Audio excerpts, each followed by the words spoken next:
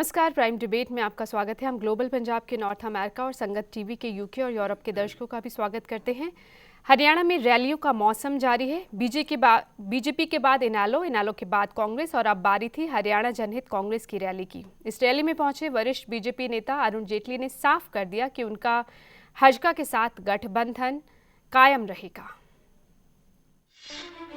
हिसार में हुई हरियाणा जनहित कांग्रेस की रैली में पहुंचे वरिष्ठ बीजेपी नेता अरुण जेटली ने भाजपा के साथ हुए गठबंधन को अटूट करार देते हुए उन तमाम अटकलों पर विराम लगा दिया जो बीजेपी नेता मुख्तार अब्बास नकवी की 1 नवंबर को इनेलो रैली में शामिल होने के बाद लग रहे थे। अरुण जेटली ने कुलदीप बिश्नोई को गठबंधन के मुख्यमंत्री के उम्मीदवार के तौर पर पेश किया। ये यात्रा अभी संपन्न नहीं हुई, समाप्त नहीं हुई। ये उस दिन समाप्त होगी जिस दिन कुलदीप बिश्नोई हरियाणा के मुख्यमंत्री होंगे और नरेंद्र मोदी हिंदुस्तान के प्रधानमंत्री होंगे। अरुण जेटली ने यह भी कहा कि ये गठबंधन 2009 में हो जाना चाहिए था और अगर ऐसा होता तो प्रदेश में कांग्रेस राज नहीं होता। और अगर हमने 2009 में कर दिया होता तो आज भूपेंद्र सिंह हुड्डा हरियाणा का मुख्यमंत्री ना होता। 1 नवंबर को वरिष्ठ बीजेपी नेता मुख्तार अब्बास नकवी इनेलो द्वारा हुई रैली में शामिल हुए थे। उसके बाद से ही ये कयास लगाए जा रहे थे कि आने वाले लोकसभा चुनाव को देखते हुए बीजेपी इनेलो के साथ आ सकती है। लेकिन अरुण जेटली ने जिस तरह से कुलदीप बिश्नोई को मुख्यमंत्री के तौर पर पेश किया, उससे साफ नजर आया कि भाजपा के साथ गठबंधन को लेकर बीजेपी के शीर्ष नेतृत्व में किसी तरह की कोई असहमति नहीं है। हालांकि कांग्रेस ने जरूर तंज कसते हुए बीजेपी को 2 नावों पर सवार बताया। भारतीय जनता पार्टी जो है आज 100% साबित हो चुका है कि 2 नाव पर खड़ी है। पहले एक बड़े नेता तो गए थे कुरुक्षेत्र में, जो सम्मान दिवस के रूप में आईएनएलडी ने रैली की थी उसमें, और एक बड़े नेता आगे कल इनके आईएनएलडी ने भी कस के छींटाखटी करी थी कुलदीप बिश्नोई जी की पार्टी पर, और कल कुलदीप बिश्नोई ने जो भी आईएनएलडी पर अपनी तरफ से जो अटैक कर सकते थे करने का प्रयास किया। बीजेपी वहाँ चुप थी कुलदीप पर और यहाँ बीजेपी चुप थी आईएनएलडी पर। इनेलो विधायक अभय चौटाला नरेंद्र मोदी को बीजेपी का प्रधानमंत्री पद का उम्मीदवार घोषित करने के बाद बिना शर्त समर्थन देने की बात कह चुके हैं। इधर पंजाब में बीजेपी का अकाली दल के साथ गठबंधन है। वहीं हरियाणा में हालांकि इनेलो को अकाली दल का समर्थन है, लेकिन वो बीजेपी के खिलाफ खड़ी है। आने वाले दिनों में हरियाणा की सियासत के रंग कितना बदलेंगे, ये देखना दिलचस्प होगा। आज इसी पर चर्चा करेंगे। हमारे साथ स्टूडियो में मौजूद है इनेलो प्रवक्ता अशोक शेरवाल, पूर्व बीजेपी सांसद रतनलाल कटारिया जी भी हमारे साथ हैं, हरियाणा जनहित कांग्रेस के नेता शशि शर्मा भी इस चर्चा में शामिल हो रहे हैं, साथ ही वरिष्ठ पत्रकार संजीव शुक्ला जी भी हमारे साथ हैं। कटारिया साहब, आप ही से इस चर्चा की शुरुआत करेंगे। वहाँ तो 1 नवंबर को नकवी साहब को पगड़ी पहनाई जा रही है इनेलो की तरफ से, यहाँ आप जो अरुण जेटली हैं वो कुलदीप बिश्नोई को पगड़ी पहना रहे हैं, तो क्या चल क्या रहा है बीजेपी के अंदर? देखिए, भारतीय जनता पार्टी में सब कुछ ठीक चल रहा है और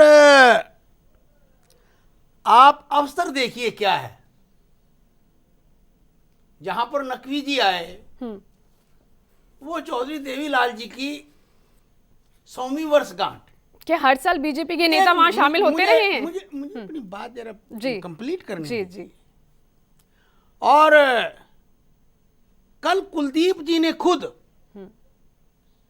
अपने भाषण में अपनी रैली में कहा कि चौधरी देवीलाल जी महान थे, बंसीलाल जी महान थे, मेरे पिताजी महान थे, हरियाणा के निर्माण में तीनों लालों का योगदान रहा है। तो ऐसे महान व्यक्ति के जन्मदिन पर जाना, भारतीय जनता पार्टी ने अगर अपने किसी प्रतिनिधि को भेजा है तो उसका स्वागत करना चाहिए। कल का जो कार्यक्रम था, it was a political programs. ये हज का भाजपा गठबंधन की एक रैली थी। It was a political program, जहां से हमारा जो लीडरशिप है उन्होंने जो उनके दिलो दिमाग के अंदर जो चल रहा है उसको जेटली जी ने खुलकर वहां पर कल कहा है। कुलदीप बिश्नोई को लेकर कोई मतभेद नहीं है, हालांकि अनिल विज साहब का बयान कुछ और ही आता रहा है, वो इस पर सहमत नहीं होते।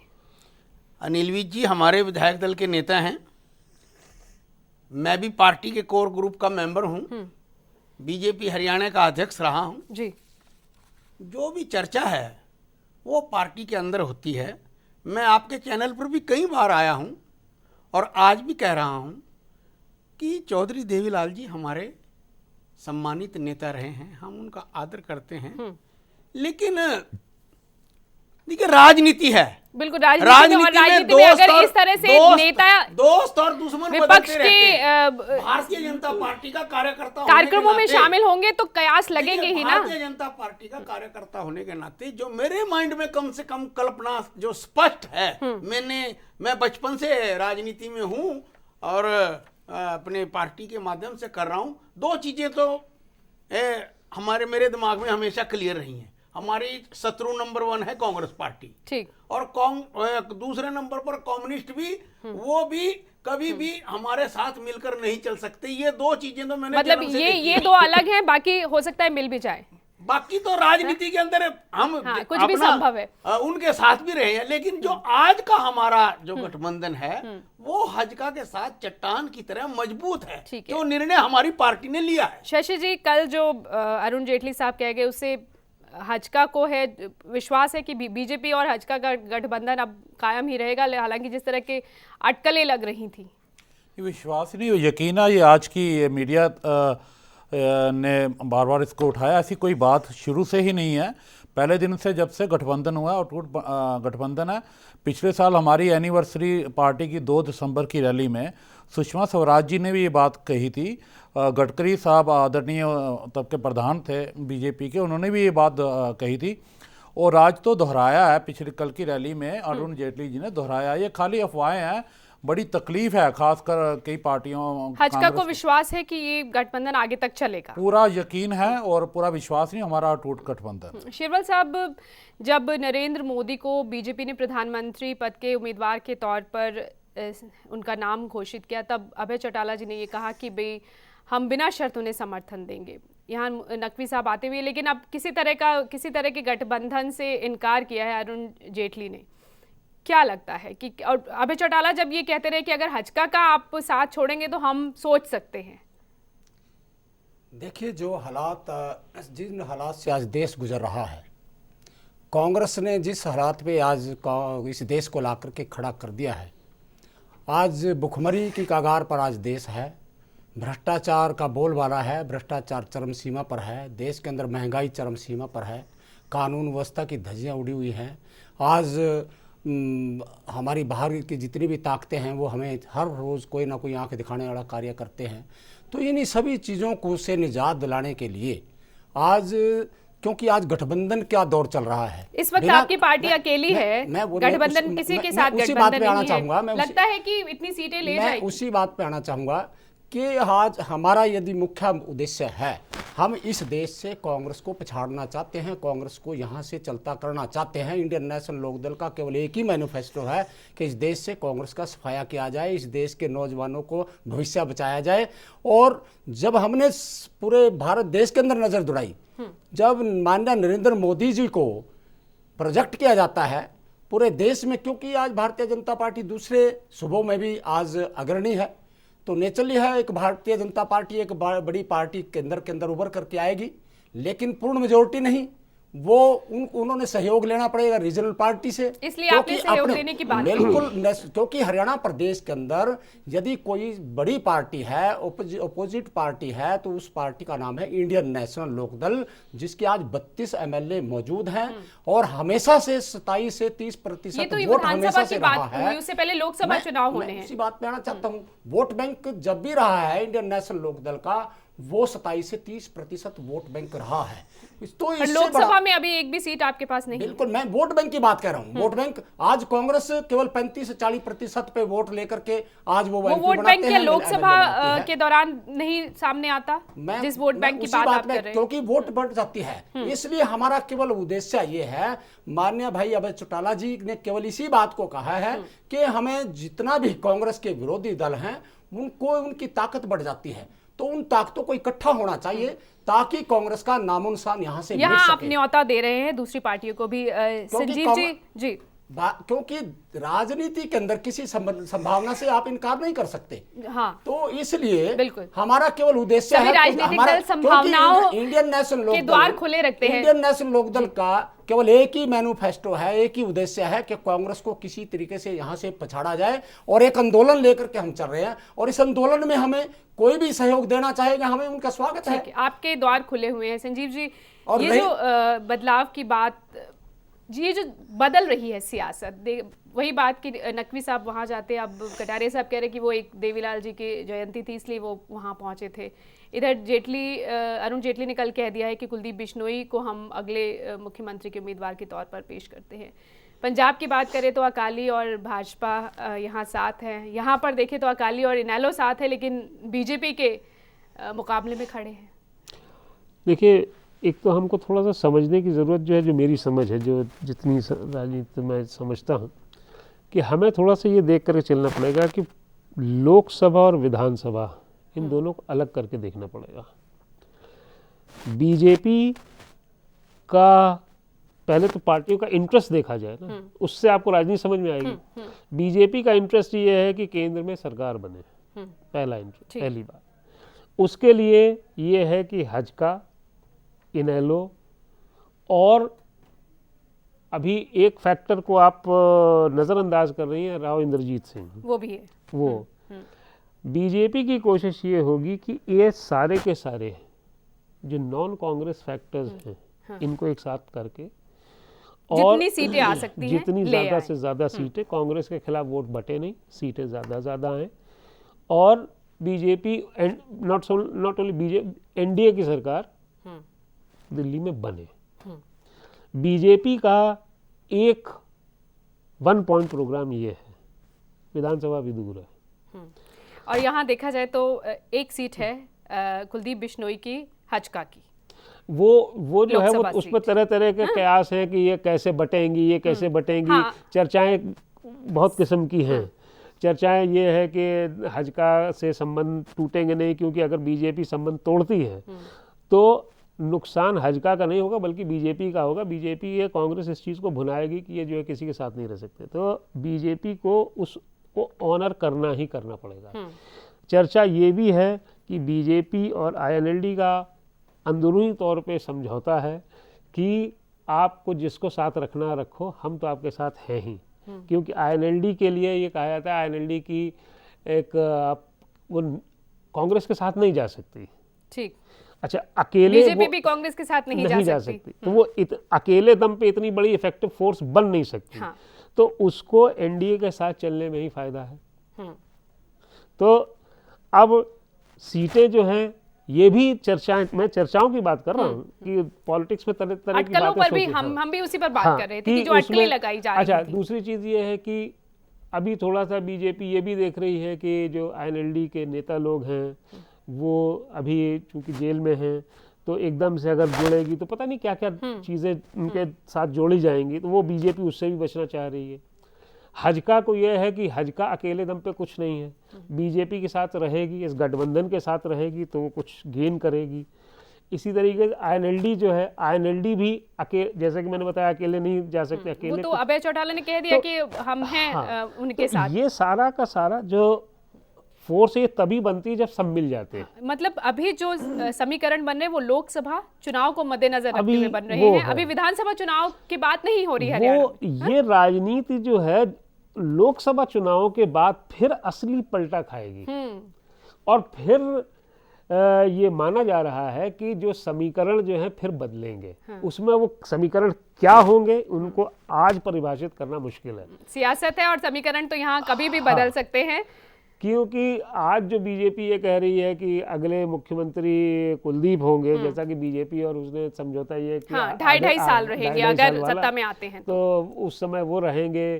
फिर अगर अब फिर उसके बाद विधानसभा में के दौर में इलेक्शन के पहले ये सवाल उठेगा कि अगर 2.5 साल बीजेपी और 2.5 साल हजका रहेगी तो आईएनएलडी कहाँ जाएगी।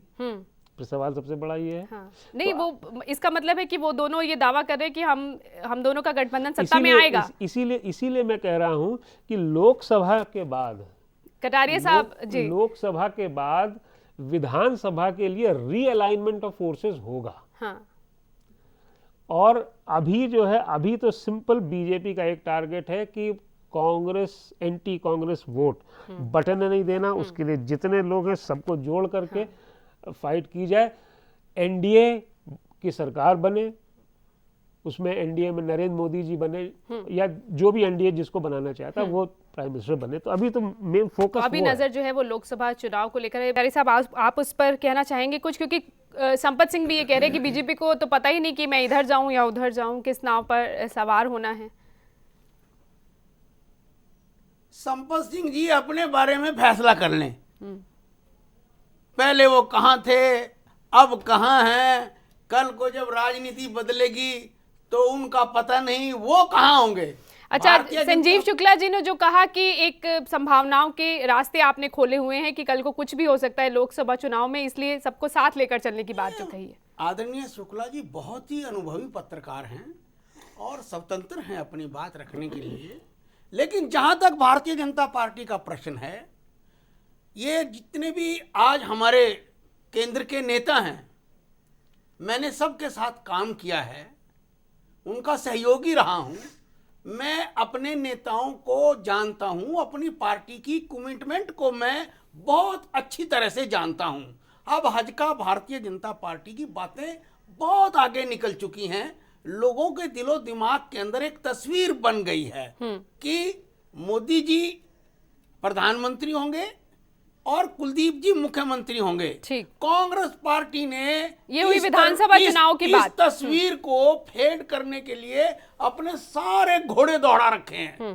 इतना पता नहीं कितना करोड़ों रुपया कांग्रेस पार्टी खर्च रही है इस बात के मिथ्या प्रचार के लिए कि ये गठबंधन रहेगा या नहीं रहेगा, रहेगा या नहीं रहेगा, किसके साथ होगा। लेकिन मैं Ratanlal Kataria day and night channel पर बड़ी जिम्मेवारी के साथ इस बात को रख रहा हूं कि ये गठबंधन जो है किसी भी कीमत पर टूटने वाला नहीं है और केंद्र और राज्य में हजका भाजपा की सरकारें बनने जा रही हैं। शेरवल साहब, देखिए, मेरे बड़े भाई साहब बोल रहे हैं कि हजका भाजपा की सरकार बनेगी।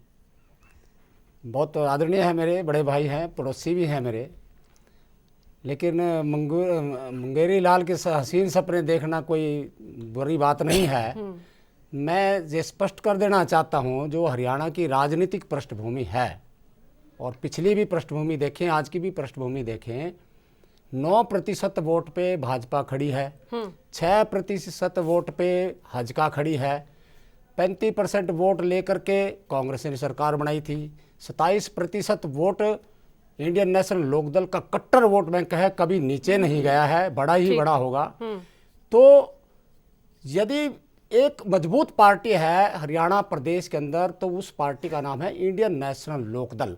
मैं कहना चाहता हूं कि सरकार कैसे बनेगी। मैं कहता हूं चलो मोदी साहब का नाम चल रहा है तो वोट कहां से टूटेगी? कांग्रेस से टूटेगी, 35% से आएगी। कितनी आएगी? 5% आएगी, ज्यादा से ज्यादा 6% आएगी। किसको जाएगी? किस में आएगी? बीजेपी को आएगी। कितनी आएगी? 9 से 5 जोड़ लो, 9 और 5 14, ये प्लस 6% हजका जोड़ लो तो 15% कितने बन गया? 20% में फिर भी नहीं कुछ भी बनता। बताइए तो इंडियन नेशनल लोकदल को तो 3% 2% की वोट की जरूरत है। और आज अपनी सरकार बनाने की बात कर रहे हैं आप, कह रहे हैं कि कुलदीप बिश्नोई को आप मैं इनके साथ में कम से कम बहस नहीं करना चाहूंगा।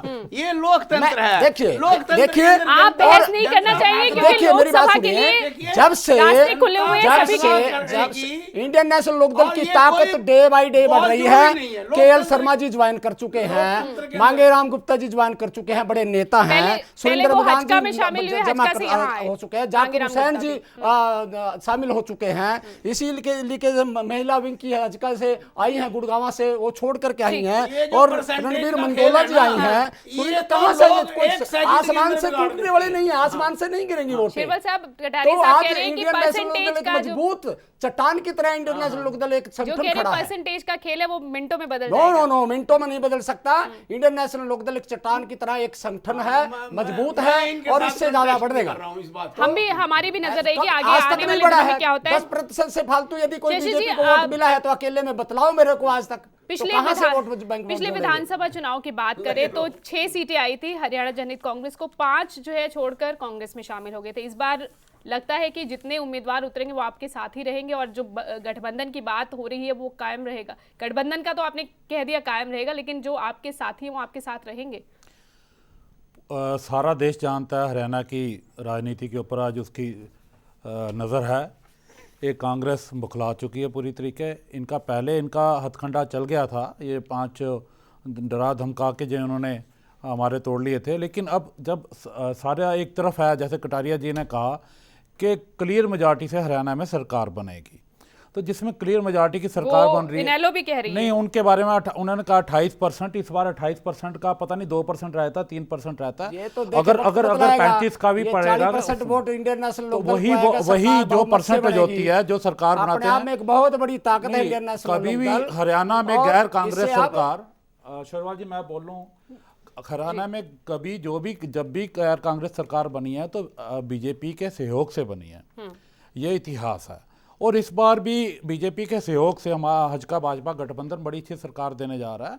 केंद्र में मोदी साहब का, हाँ, अब ये 35% या 28% इन्हीं से टूटता कि बाहर से वोटर हरियाणा में वोट नहीं आता। 100 का 100% रहता है, परसेंटेज 100 में से होती है। चर्चा खत्म करने का वक्त हो गया है। उसे जाने से पहले संजीव जी, आपको क्या लगता है ये जो सारे यहाँ पर बैठकर जो चर्चा हो रही है कि तब लोकसभा और उसके बाद फिर विधानसभा देखेंगे, क्या समीकरण बन सकते हैं? देखिए, हम लोग जो यहाँ पे हमारे तीनों साथी लोग बैठे हुए हैं, ये तीनों साथ हैं। लेकिन कुछ मजबूरियां हैं कि जिसकी वजह से अब नेशनल पार्टी के ऊपर कोई बोले तो फिर तो बोलना डिफेंड करना ही पड़ता है। हाँ। लेकिन असलियत ये है कि तीनों साथ यहाँ हैं। बंदर की बात बता रहे हैं। ये तीनों साथ हैं। तो इसीलिए जो आपने कहा कटारिया साहब जो कह रहे हैं हम कुछ नहीं बोलेंगे, तीनों साथ वाली बात कोई नहीं है, ना कोई मजबूरी है। ये मजबूरी से गठबंधन नहीं बनता, दिलों से बनता है। नहीं, मैं मजबूरी की बात नहीं कर अपनी रहा। बात पूरी कर लीजिए जी। तो ये तीनों लोग साथ रहेंगे। फिर जैसा कि मैंने पहले भी कहा, लोकसभा चुनाव में तो रहेंगे ही रहेंगे। बाकी विधानसभा में रहेंगे या नहीं रहेंगे ये कहना बड़ा मुश्किल है। तो कांग्रेस के लिए खतरा हो सकता है? क्योंकि अभी आप अगर देखें, मैं किसी पार्टी का नाम नहीं ले रहा, इन तीनों के अलावा भी और पार्टियां हैं हरियाणा में। अकाली दल भी है। हाँ, मतलब और भी पार्टी। मैं तो ये कह रहा हूँ कई पार्टियां तो ऐसी हैं जिनके पास कैंडिडेट ही नहीं है। पूरी सीटें लड़ाने के कैंडिडेट भी नहीं है। वो पार्टियां भी कहती सरकार हम बनाएंगे। हाँ। तो उनका क्या कर रहा है? बिल्कुल, सरकार बनाने का दावा तो सभी सियासी दल करते हैं। मुंगेरी लाल के सपने देखना तो कोई बुरी बात नहीं है। लेकिन ये है कि ये जरूर है कि जो गठबंधन है, एक ऑफिशियल गठबंधन है, एक अनऑफिशियल गठबंधन है। तो वो अनऑफिशियल कुछ चीजें ऐसी होती है ना कि जो दिखाई देता है वैसा होता नहीं है, उससे उसके पीछे की जो बात होती है वो ज्यादा इंपॉर्टेंट होती है। तो यहाँ पीछे की ही बात इंपॉर्टेंट है। और सारे लोगों का ठीक भी है, मतलब राजनीति के हिसाब से ठीक है, इसमें कोई बुराई नहीं है कि कांग्रेस के खिलाफ कांग्रेस को अगर ये हटाना चाहते हैं तो इनको ये स्ट्रेटेजी अपनानी पड़ेगी। ये छोटे छोटे ग्रुप बन करके ये कभी कांग्रेस को हरा नहीं सकते। तो इनको एक साथ होना ही पड़ेगा, अपनी जो फोर्सेस एंड रिसोर्सेज हैं उनको पूल इन करना पड़ेगा। हाँ, अभी ये माने या ना माने। शुक्रिया आप सभी का इस चर्चा में शामिल होने के लिए। जो माहौल बन रहा है उससे लग रहा है कि आने वाले दिनों में हरियाणा की सियासत में कई बड़े बदलाव देखने को मिल सकते हैं। हमारी भी इस पर नजर रहेगी। नमस्कार। खबरों की दुनिया में आइए, हमारे साथ कहीं भी और कभी भी जुड़िए। हम मिलेंगे फेसबुक पर, हम दिखेंगे यूट्यूब पर, हमें फॉलो कीजिए ट्विटर पर। खबरों के साथ बने रहिए रात दिन।